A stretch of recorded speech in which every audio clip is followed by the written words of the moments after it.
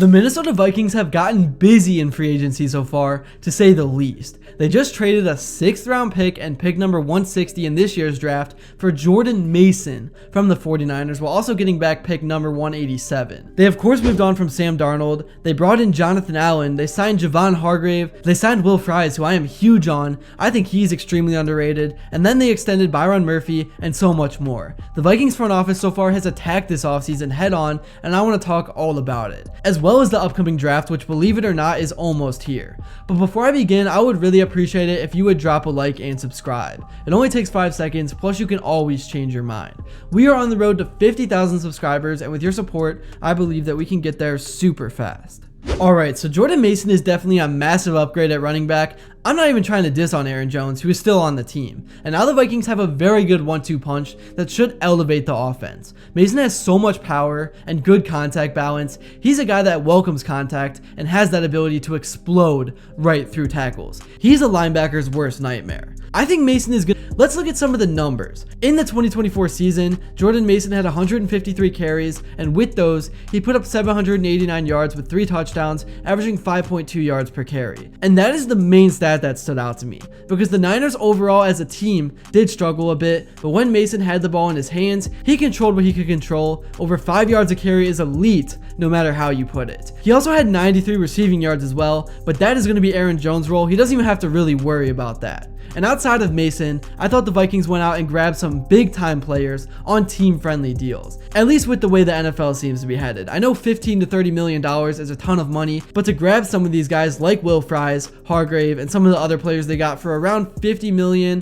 on multi-year deals, it feels like such a steal, and it is going to be a massive boost to this team. I love the Jonothan Allen pickup at defensive tackle. The Vikings now have the interior disruptor they have been seeking since allowing Dalvin Tomlinson to depart via free agency after the 2022 season to Cleveland. They have received some serviceable play from veteran defensive linemen like Harrison Phillips and Jonathan Bullard over that period, but neither of them has been a consistent penetrator or pass rusher. And since the start of the 2023 season, the Vikings haven't had an interior defender who's ranked amongst the NFL's top 40 in pass rush win rate. If nothing else, Allen will draw more attention from opposing offenses and away from edge rushers Jonathan Grenard, Andrew Van Ginkel, and Dallas Turner. The risk here is that Allen suffered a torn pectoral muscle in his final season with Washington, costing him 9 games. It was his first significant injury since breaking a foot as a rookie, but at 30, health histories are significant for free agent acquisitions. Allen played 73% of Washington's defensive snaps between 2018 and 23, and it would make perfect sense for that number to drop as he settles into more targeted snaps with the Vikings.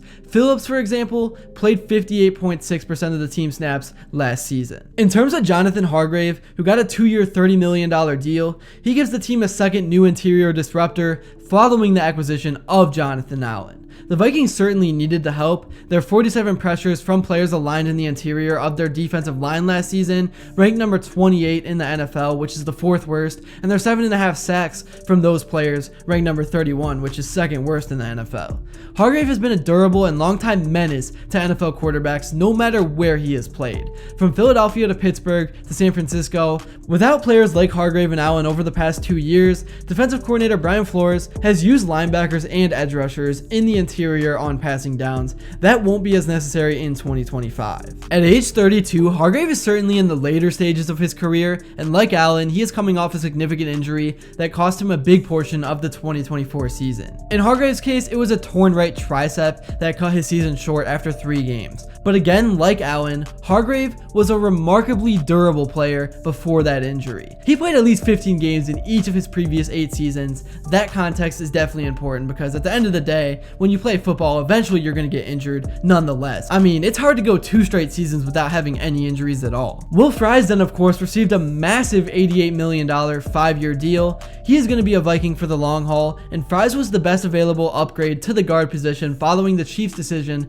to use the franchise tag on Trey Smith, which I kind of didn't expect to happen. I knew it could, but I didn't expect it. And he, along with new center Ryan Kelly, will help the Vikings reach one of their top offensive goals, upgrading the interior of their offensive line. At 6'6" and 305 pounds, Fries is much bigger than most of the guards the Vikings have used in Kevin O'Connell's tenure with the team. After watching Sam Darnold get sacked 9 times in the playoff loss to the Rams, the Vikings decided not to count on improvement from existing personnel in 2025, and I think that was definitely the right move, because the saying is if it ain't broke, don't fix it, but also if it's broke, you have to fix it, and it was broke. Like some of the other members of the Vikings free agent class, Fry's 2024 season was cut short by injury. In his case, it was a serious fracture of his right tibia in October that cost him the final 12 games of the season. The Vikings were not deterred by that though, because Fries is expected to make a full recovery. But the reality is that he has played only 1 season as a full-time starter in 2023, he was a backup in 2021, and started 9 games in 2022. But there is enough tape of his play during those seasons to make a reasonably positive projection on his future, as long as he can stay healthy. As I also mentioned in the intro, the Vikings retained corner Bryon Murphy on a 3-year $66 million deal, and with this move, the Vikings retained one of their top players at a position that could have been gutted by departures. Murphy made his first Pro Bowl in 2024 after intercepting 6 passes, and his 9 interceptions in 2 seasons with the Vikings are almost double his total over the previous 4 seasons with the Cardinals. He has the versatility to play inside against slot receivers or on the outside. Had they not taken their offer into the range that made him one of the 5 highest paid quarterbacks in the league, and another team had snatched him up, the Vikings really could have been staring at the possibility of replacing all 4 of their top cornerbacks from 2024, and they would have had to do a lot of that in the draft, which is definitely a dangerous game to play. Paying Murphy an average of $22 million per year will by definition limit what else the Vikings might do at the position. A few hours earlier, they had committed an average of $7.5 million to free agent cornerback Isaiah Rodgers, so that means the Vikings likely will be counting on a 3rd-year Mekhi Blackman to make a full return from the torn ACL he suffered last summer in training camp, as well as counting on development from 2nd-year Dwight McLaughlin. But if there was going to be a player for the Vikings to splurge on, Murphy needed to be it, and that's exactly what happened. And then also at running back, along with the newly acquired Jordan Mason, the Vikings re-signed Aaron Jones for 2 more seasons at $10 million each. I thought this was a solid move. Obviously, he is getting older in his career, but I think being an RB2 is a role that will fit him perfectly. And with the Vikings getting younger at quarterback, it is important to have a good running back with experience. And now the Vikes have a 1-2 punch, but not only that, they have one guy that can be a powerful runner, and then they have another guy that is known for catching passes in the backfield in Jones. And one last signing that I want to talk about is at center, which is one of the most critical and important positions in football. The Vikings signed Ryan Kelly from the Colts on a 2-year, $18 million deal, and it was time for them to get somebody new at that position. In terms of the draft, I think the Vikings are going to continue to build up the offensive line.